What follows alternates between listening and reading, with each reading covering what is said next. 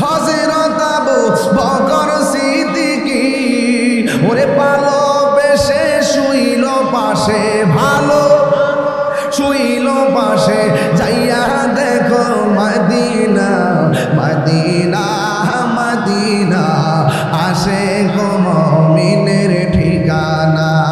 বলুন Medina Medina, আসে গো মুমিনের ঠিকানা। দুইটা হাত তুললে খুশি হব, দুইটা হাত পতাকা বানাই দেন না। মদিনা মদিনা, আসে গো মুমিনের ঠিকানা। দিদার চেয়ে কাঁদো তোমরা, দিদার কাঁদো তোমরা, হও না নবীর দিওয়ানা। মদিনা মদিনা, আসে গো মুমিনের ঠিকানা। জালালউদ্দিন সুয়ুতি ৭৫ বার দেখল নবীজি, জালালউদ্দিন দেখল নবীজি, ওরে এতবার দেখিয়া নবী, এতবার দেখিয়া নবী, জ্বালা তাহার মিটে না। মদিনা মদিনা, আসে গো মুমিনের ঠিকানা। একটা জবান বন্ধ রাখবেন না, মহব্বতে মায়ার সুরে বলুন সুবহানাল্লাহ। ও বন্ধুরা রে,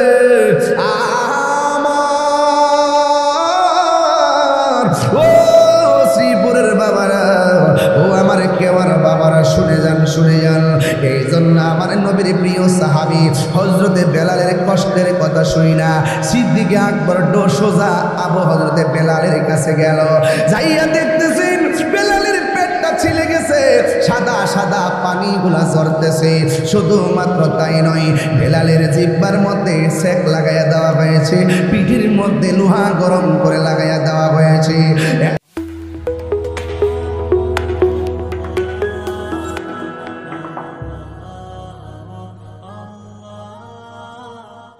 বন্ধুরে, এমন একটা প্রেমিকের কথা আপনাদের সামনে তুলে ধরব। আজকের ওয়াজের বিষয় হলো তাকওয়া। জবান খুলে কোন কি তাকওয়া মানে কি? আল্লাহর ভয়। কার ভয়? এই আওয়াজে মানি না, জোরে বলেন কার ভয়? আল্লাহর ভয় অন্তরে আছে না নাই? এই জন্য তাকওয়া আল্লাহ রাব্বুল আলামিন কোরআনের মধ্যে বলে দিয়েছেন, ওয়া'লামু আন্নাল্লাহা মা'আল মুত্তাকিন। আল্লাহ রাব্বুল আলামিন বলেন, তোমরা জেনে রাখো আমি আল্লাহর ভয় যাদের অন্তরে থাকবে, আমি আল্লাহ তার সঙ্গে রয়েছি। আপনারা জবান খুলে বলুন, যার কেউ নাই তার কে আছে?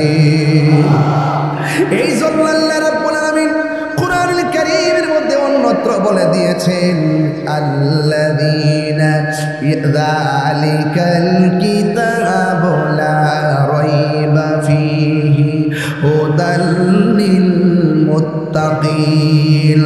এই কুরআনটা হলো এমন একটা গ্রন্থ, যেই কোরআনের মধ্যে যারা পরিমাণ কোনো সন্দেহ নাই। আর এই কোরআনটা মুত্তাকিনদের জন্য পথ প্রদর্শনকারী। এই জন্য মুত্তাকি কাকে বলে? হাতের মধ্যে একটা মদের বোতল নেওয়া হলো, মদের বোতল নিয়ে ঘরের ভিতরে ঢুকলো, ঢোকার পরে দরজা লাগাইয়া দিল, ঢোকার পরে জানালা লাগাইয়া দিল। হাতের মধ্যে কিসের বোতল? মদের বোতল নিয়ে সুন্দর করে মদের মুখটা খুললেন।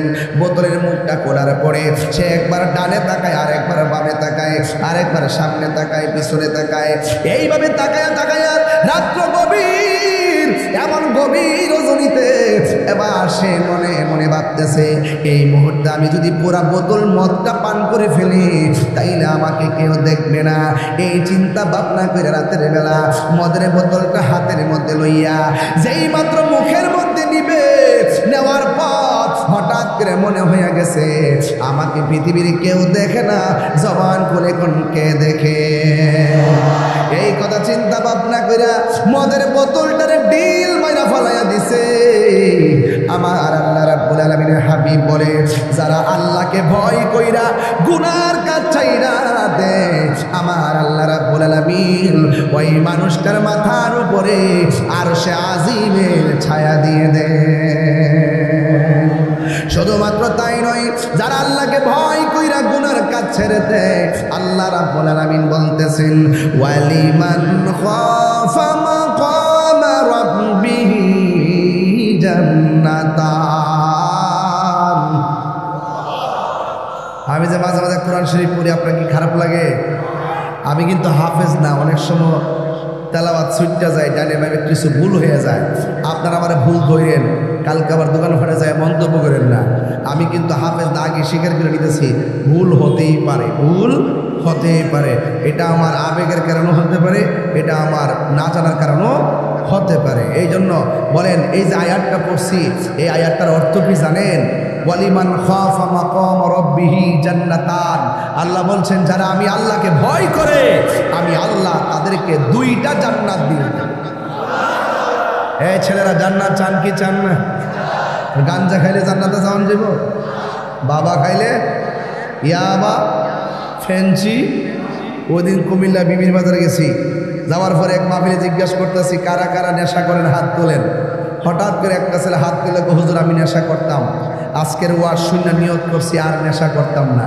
আচ্ছা বলো তো, যেই ছেলেটা দাঁড়ায় বলছে আর করবো না, আমি তো মনে করি কেউ গুনাহ করার পরে যদি খালেস্তিতে তওবা করে, এই মানুষটার দাম আল্লাহর কাছে কম না বেশি?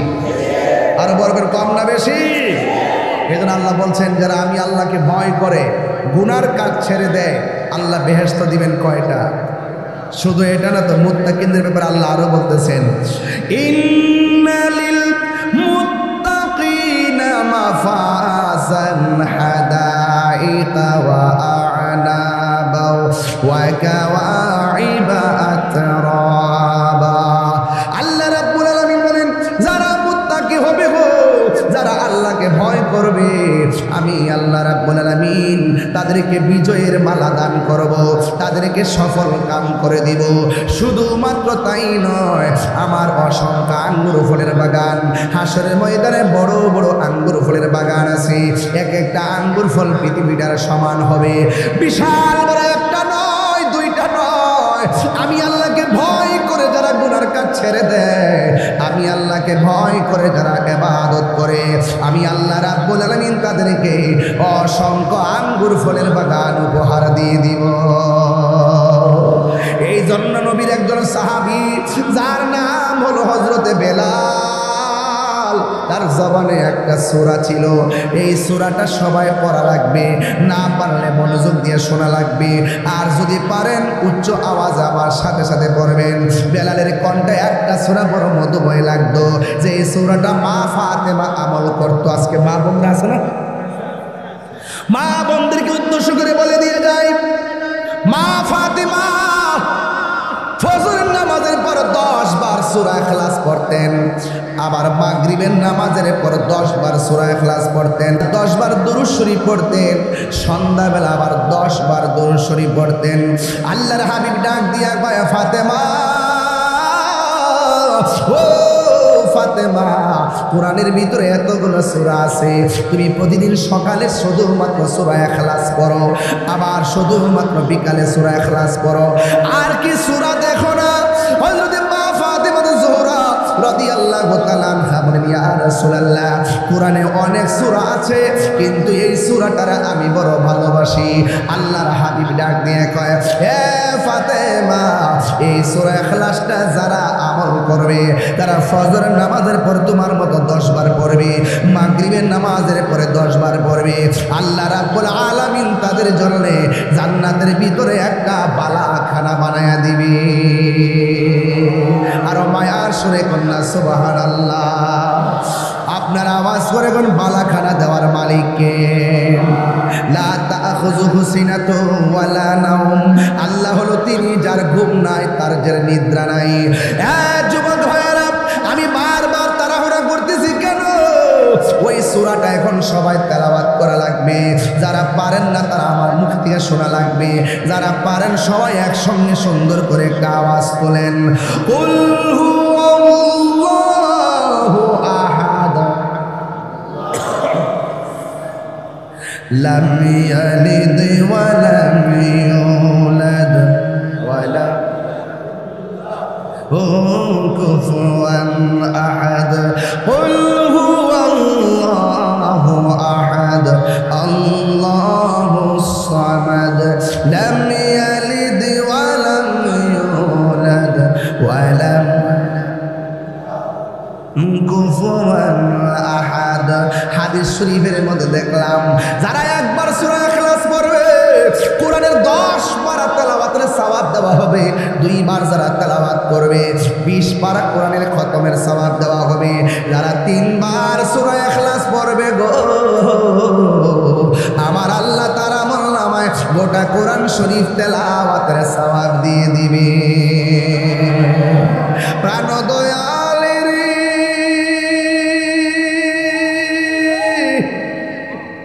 কইতাম নি বাজার আপনি কোন শহরে গান গায়ে গেছি ওয়াতলায়াত যে পড়ছি ইডি তোর কপালে ঢুকছে না, ইডি তোর সাথে ঘটনা কি 1 নম্বর? আচ্ছা যা যা যা যা যা 1 নম্বরে ছেড়ে দাও, যাও যাও 1 নম্বর যাও যাও। কি ফুলাফান তোর আইসিস অনেক বেড়ে মুরব্বীরে বলেছে বললাম কি ফুলাফান হয়েছিস সামনে গাইতাম না ইনশাল্লাহ। আপনারা কি কষ্ট হইব নাকি? দরবার তো কিছু তো পাগলামি লাগে ভাই, আবার অন্য কোনো মাহফিলে হইতে একটু হিসাব নিকেশ করে কথা বলতাম। দরবার যেহেতু তৈরি করতে কিছু ভক্ত পাগল আছে তো আজকে এক পাগলা এসে আমার আঞ্জাদা ধরে এমন চিল্লান শুরু করছে, আরেক পাগলা এসে দেখেন না ওই যে পড়ো যে আসিন সব দিয়ে দিচ্ছে কেন থেকে দেখালো কই রে ওই দেন এটা দিয়ে দিছ না বাংতি যা আছে কি জানে সিটি মিটি দিয়া সব এটা ফটো ঢুকাই দিছে। পাগল তো পাগল ওই সব পাগল পাগল না, কিছু পাগল এমনও আছে যারা আল্লাহ নবীর প্রেমের দেওয়ান। ঠিক না? প্রাণ দয়ালের গৃহস্থেরা দলে দলে হাঁস মুরগি কতই পালে, সন্ধ্যা হলে ডাক দিয়া লয় ঘরে।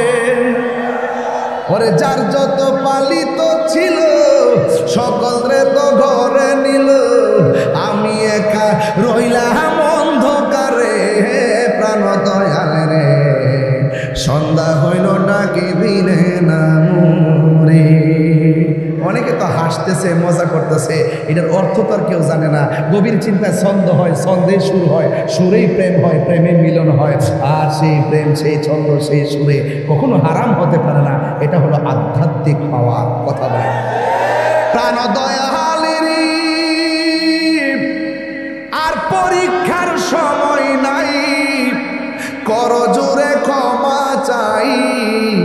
শেষের খেয়া না নিলাই আমারে, আমার দিন কি এমনি যাবে, লোকে তোমায় কি বলিবে। এই দুঃখ রইল তাহিরির অন্তরে। প্রাণ দয়ালে রে সন্ধ্যা হইল ডাকি দিলে না রে। বাবা যান আমার দিতেছ এই শান শূন্যা দেয়া ভাগবত এত রাখ।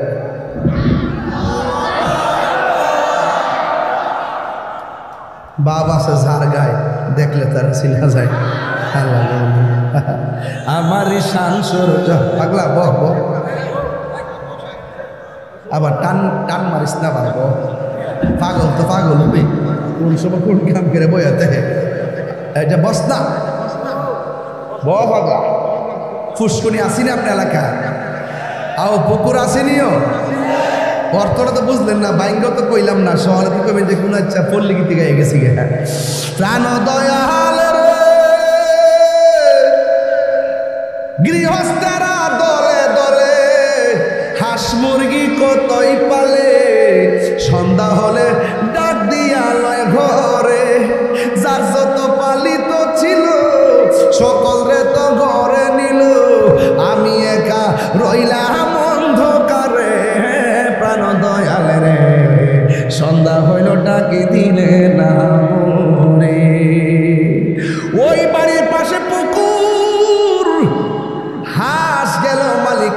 হাঁসের পাল গেল পুকুরের ভিতরে।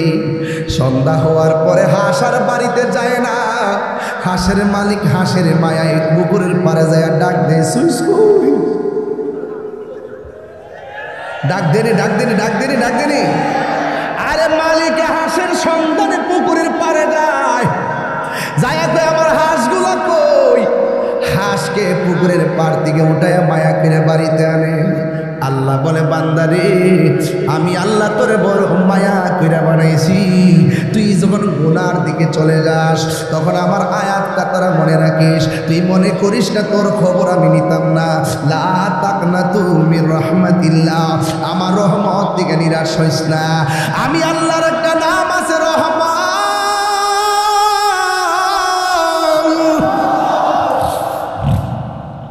আমি আল্লাহর একটা নাম আছে গাফফার। ওই নামটা নিয়ে যখন আমরা আল্লাহরে ডাক দিব, গাফুরুর রহিম নাম তোমার আল্লাহ, হো আল্লাহ আল্লাহ। এইভাবে যখন ডাক দিবেন, আল্লাহকে যদি ডাক দেন আর তওবা করার মতো যদি তওবা করতে পারেন, আপনি পাহাড় পরিমাণ গুনাহ করেছেন, আমি বলবো জিনা করেছেন, আমি বলবো অসুবিধা নাই। সুদ খেয়েছেন, আমি বলবো অসুবিধা নাই। গীবত করেছেন, আমি বলবো অসুবিধা নাই। আপনি মানুষকে গালি দিয়েছেন, আমি বলবো অসুবিধা নাই। এখন আপনি কনসেপ্ট ক্লিয়ার করেন, গালি দেওয়াটা অন্যায়, এখন মানেন কিনা? কই মানি। জিনা করা অন্যায়, মানেন কিনা? কই মানি। মুনাফিকি করা অন্যায়, মানেন কিনা? কই মানি। গীবত করা অন্যায়, মানেন কিনা? কই মানি। তাইলে আজকে মানলে একটু তওবার মতো তওবা করেন, আমার সামনে কথা কোন, একবার স্বীকার করেন আর জীবনে গুনাহ করব না, এই কমিটমেন্ট নিয়ে যদি তওবা করতে পারেন, আমার রাসূল বলেন হারানো টাকা ফেরত পাইলে মানুষ যেমন খুশি হয়, বান্দা গুনাহ করার পর আল্লাহর কাছে খালাস দিলে তওবা করলে আল্লাহ আরো বেশি খুশি হয়। ঠিক কিনা বলেন? তাইলে আল্লাহ পাক তওবাকারীকে বেশি ভালোবাসে, ঠিক না? আল্লাহ পাক তওবাকারীকে কি কয়?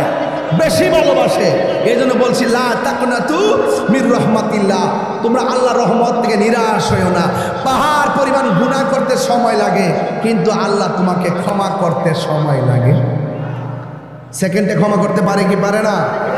এই জন্য নবীর একজন প্রিয় সাহাবী যার নাম হযরত বেলাল, তার মুখের মধ্যে সূরা ইখলাস, কুল হুয়াল্লাহু, এই পাগল এই দাঁড়া, উঠ, দাঁড়াস না, তুমি দাঁড়াও, অসুবিধা কি? দাঁড়াও না, কি পোলাপান।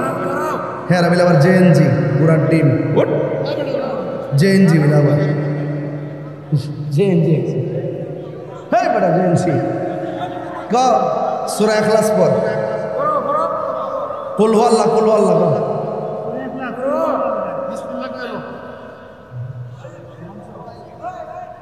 ওইসে তো তুই ডরাস কি লিখে সূরা তো ওইসে তুই ডরাস তো।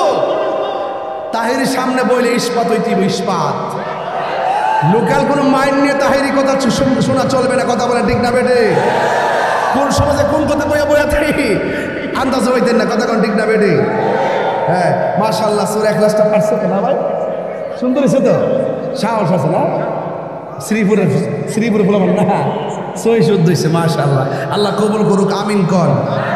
মাঝে মাঝে শান টান গাইলে কি কষ্ট হইব আপনারা? হ্যাঁ কষ্ট হইব? তাহলে বলেন তো, কুল হুয়াল্লাহু আল্লাহুস লাম ইয়ালিদ ওয়া লাম ইয়াকুল লাহু। এবার বেলাল যখন কয় আল্লাহ এক, বেলালের হাতের মধ্যে বান দিছে, এরপরও কয় আল্লাহ কয়জন? ওই যে কথা কয় না, আল্লাহ কয়জন? আমরা কি আল্লাহ ছাড়া কাউরে সাজদা করি? আল্লাহ ছাড়া কারোর কাছে মাথা নত করি? আমরা কি বাবা শাহজালালের মাজারে গিয়ে কি সাজদা করি? আমরা হিয়ানে গিয়ে কি করি? জিয়ারত করি। ওখানে যায় কি করি? যদি শাহজালালের মাজার হোক আর শাহপুরানের মাজার হোক, বাংলাদেশের যে কোনো মাজার হোক, মাজারের পাশে যদি সরাসরি বহির্ভূত অশ্লীল কাজ হয়, এটা আমরা সবাই মিলে প্রতিহত করবো। কথা বলেন ঠিক না? কথা বলেন ঠিক না বেটি? যদি কোথাও যদি কোনো বেহায়াপনা হয়, কোনো নাচানাচি হয়, কোনো দিনের অশ্লীলতা ছড়ায়, কান্তা টান্তা খায়, কোনো আড্ডা উড্ডা মারে, যদি এইরকম তথ্য পান তাইলে বাচ্চা বাইরে খবর দেবেন এই এলাকার ভিতরে, যে খাইব যে গান্ধা খাইব মাজার আশেপাশে যাইয়া এর গাছের মধ্যে বাইন্দা রাখবেন, পুলিশের হাতে দিয়া দিবেন, তো বাজারটা বাংলে গেলে গে।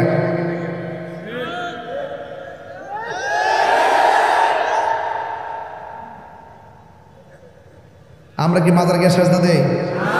আমার দেখছেন জীবনে দিতে? এই যে এত বছর ওয়াজ করতেছি, মানুষের বুঝাইতেছি যে এক সেজদা দেওয়ার, সেজদা পাওয়ার মালিক কেডা? আল্লাহ ছাড়া কাহার কাছে মাথা নত করা যাবে? আল্লাহ ছাড়া কাউকে সেজদা করা যাবে? আল্লাহ কি দুইজন না একজন? আল্লাহর সমকক্ষ কাউকে মনে করা যাবে? আল্লাহর সঙ্গে শরীক করা যাবে? তাহলে আমার মাজার পূজারি কোন কেন?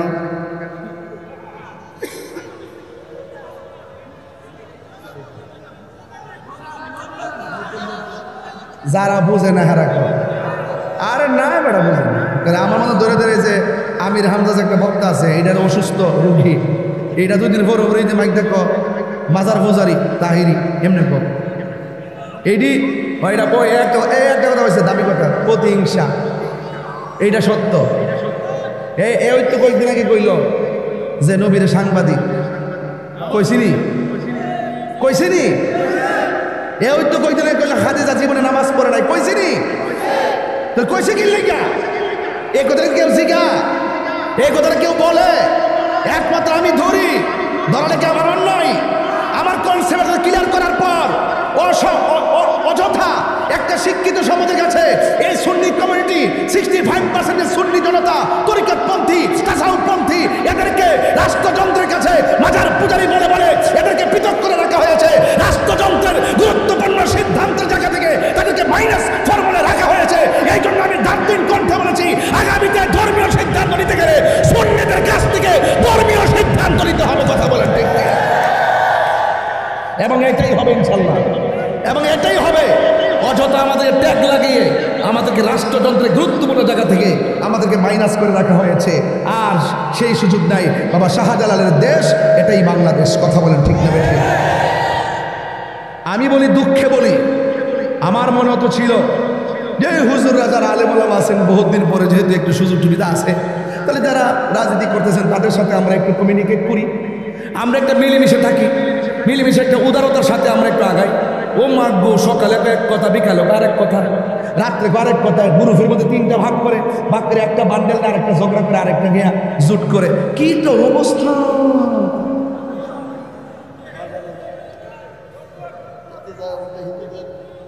ফুজা হ্যাঁ কইছি তুইটা ভাই, আবার প্রসাদ তো খা বই আবিয়া দিতেছি কি বিস্কুট লেক্সাস নেই কি করে রে, লেক্সাস বিস্কুট পানি টানি খাইতেছে, কি সুন্দর। আমরা মিলাদ ফলে তাবারও খায় না, আবার হিয়ানো গিয়া টিভির প্রসাদ খাইতেছে। এগুলো ঠিক না বাবা, এগুলো ঠিক না, এগুলো খারাপ কাজ।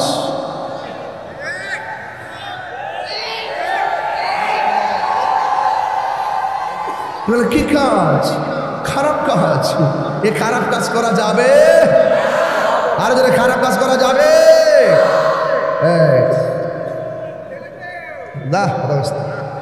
মার হাবা জোরে গন। একটা কাগজ দিছিল, কাগজটা যেন কইরি না, একটা কাগজ ছিল, কই দিন কাগজটা, না ইয়াতে দিছিল, ঘরে দিছিল। যাই হোক, আমি অপ্রাসঙ্গিক কিছুই বলি নাই। আপনার কাছে অপ্রাসঙ্গিক মনে হইতে পারে, আমি শুধু আপনাকে বলে বলে আমার ভাষা যেরকম এভাবে বোঝাচ্ছি কেবলমাত্র, কিন্তু আপনারা একটু ঐক্যবদ্ধ থাকবেন, ঠিক কিনা বলেন? একটা জবান বন্ধ রাখবেন না, আওয়াজ করে কোন হায়াতের মালিককে ডাক দিয়ে বলে, ও বেলাল, তোমার হাতের মধ্যে বান দিয়েছি, গলার মধ্যে বান দিয়েছে, তুমি কি ব্যথা পাও না? কয় না না, ব্যথা পাই না, বড় কথা নয়, তোমরা যতই আমার আঘাত করো আমি আল্লাহর শান আমি সারতে পারবো না। কুল হু আল্লাহু আল্লাহু লাম ইয়ালিদ ওয়া লাম ইয়াকুল লাহু কুফুয়ান আহাদ। এরপরে কি করলো? হাতের মধ্যে বান দিয়েছে, বান দিয়া গরম বালুর মধ্যে তারে খালি গায়ে কইরা পেট তারে বালুর মধ্যে ফেলাইয়া এমন ভাবে তারে মাটির মধ্যে খেসরানো শুরু করেছে। বন্ধুরে, ও গাজীপুর শ্রীপুরের বাবা, ও আমার কেওয়ার বাবারা, ইন দি মিন টাইমে আমার নবী, আপনার নবীর প্রিয় সাহাবী যখন বালুর মধ্যে পেটটা শোয়া দিছে, তখন পেটটা একদম ছিলে গেছে, পেটের ভিতরে দিকে পানিগুলো বের হইতেছে, এবার বিয়াদবেরা ডাক দিয়ে কয় বেলাল তোমার এমন ভাবে মারতেছি তুমি কি ব্যথা পাও না? বেলাল রাদিয়াল্লাহু তাআলা আনহু বলেন তোমাদের হাজার ব্যথার চাইতে আমার জবানের ভিতরে আমার আল্লাহর নামটাই আমার কাছে বড় ভালো লাগে। এরপরে কি করলো? লোহা একটা গরম কইরা লোহাটার পিছনের মধ্যে দাগ দিয়েছে। অপরাধ কি? কয় সে আল্লাহকে এক জানে, নবীজিকে আল্লাহর বন্ধু জানে, এই জন্য তার পিঠের মধ্যে এমনভাবে লোহা গরম করে করে লাগাইয়া দিল। এরপর বেলালের জবানের মধ্যে একজনের জিকির, জবান খুলে বলেন তিনি কে?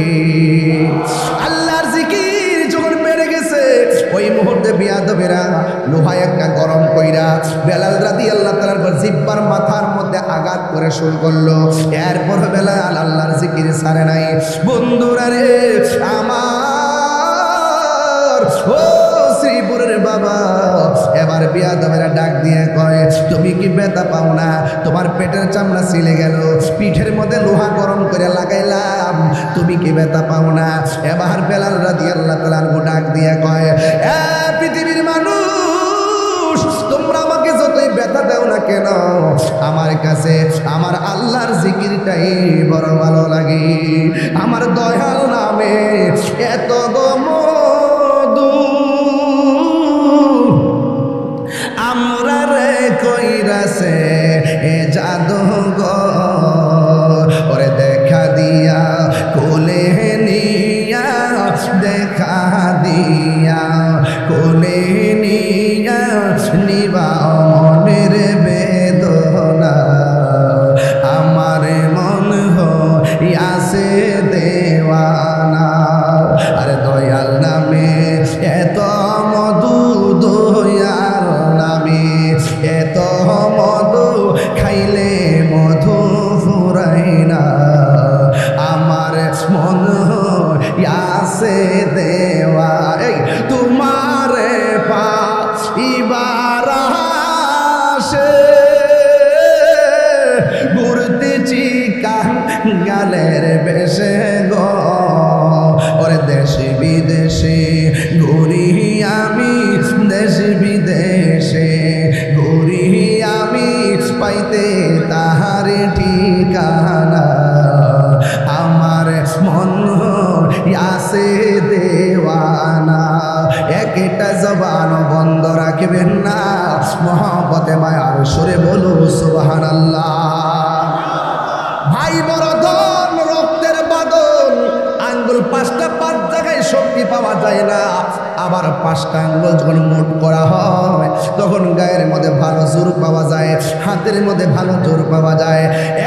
শ্রীপুরের ভাই রে, ভাইয়ে ভাইয়ে কোনোদিন দ্বন্দ্ব করো না, মিলে মিশে থাকবেন, দেখবেন সমাজের মানুষ আপনাকে মূল্যায়ন করবে। একটা ভাই বিপদে পড়ে গেলে আরেকটা ভাইয়ের পাশে দৌড়াইয়া যায় দাঁড়াবেন। যখন বেলাল রাদিয়াল্লাহু তাআলা বিপদের মধ্যে পড়ে গেছে, এমনভাবে যখন একের পর এক অত্যাচারের স্টিমুলার চালাইছে, একটা মানবতার ফেরিওয়ালা যার নাম হলো হযরতে আবু বকর সিদ্দিক, জোরে জোরে কি সুবহানাল্লাহ বলা যাবে না? নামটা কি বললাম? আবু বকর সিদ্দিক। সিদ্দিক আকবর শুইনা ফলাইছে গো বেলাল রাদিয়াল্লাহু তাআলা আনহুকে এমন ভাবে মারতেছে। আজকে দেখেন গাজীপুরের ঘটনা তো ভুলে যান নাই আপনারা। মসজিদের ইমাম মাওলানা রহিসউদ্দিনকে যেইভাবে মব ভায়োলেন্সে মিথ্যা অপবাদ দিয়ে তাকে হত্যা করা হয়েছে, আর আসামিরা দিব্যি বাইরে ঘুরে ঘুরে বেড়াচ্ছে, এটা কিন্তু আমরা ভুলে যাই নাই।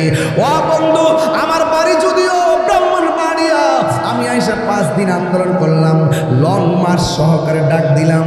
আমি কিন্তু সেই কার্যালয়, পুলিশ কমিশনের কার্যালয়ের সামনে আমি কিন্তু আন্দোলনে শরিক হয়েছিলাম। এক ভাই বিপদে পড়ে গেলে আরেক ভাই ঘরে বসে হাতে তালি দেওয়া যায় না। পাশের বাড়িতে আগুন লাগলে হাতে তালি দিবেন না, পানি নিয়ে আগুনটা নিভাইতে যাবেন। পাশের বাড়িতে মানুষটা যদি অভাবে থাকে, আপনার কুরবানির গোশতের গ্রান ওই পাশের গরিবের নাকে লাগার আগে তার ঘরের ভিতরে আপনার খাবারটা পৌঁছাইয়া দিতে হবে। যদি আমার ইতিহাসটা তালাশ করেন দেখবেন, আমি যখন থেকে বন্যা আসে সুনামগঞ্জ, আমি দৌড়াইয়া বন্যায় সুনামগঞ্জ চলে যাই। যখন থেকে বন্যা আসে চন্দনাইশ, লোহাগাড়া, সাতকানিয়া, চট্টগ্রাম, আমি সেখানে ত্রাণ নিয়ে চলে যাই। যখন বন্যা হয় আখাউড়া, আমি দৌড়াইয়া সেখানে চলে যাই। আমি এটার মধ্যে বড় মজা পাই, কারণ মানুষ মানুষের জন্য বন্যায় যারা বাসতেছে এরা অভাবী না, এরা পরিস্থিতির শিকার। এই বিপদ আমাদেরও আসতে পারে, কথা বলেন ঠিক কিনা?